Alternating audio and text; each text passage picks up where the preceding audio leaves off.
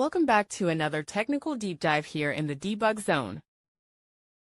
Today we're tackling a big question and breaking it down with insights from other users.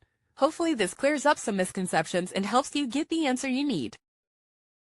So buckle up, stay a little curious, and let's jump right in.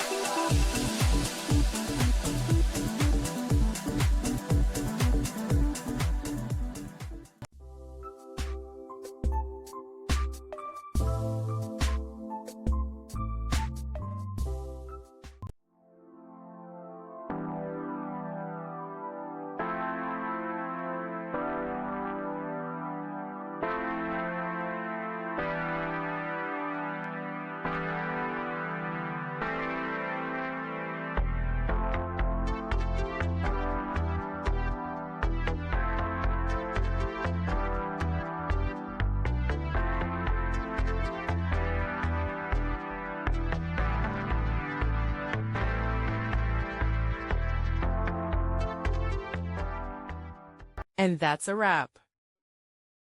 I hope you found the answer you were looking for. If you did, take a second to hit that subscribe button. It really helps out. And let me know in the comments which solution worked best for you. See you next time in the debug zone.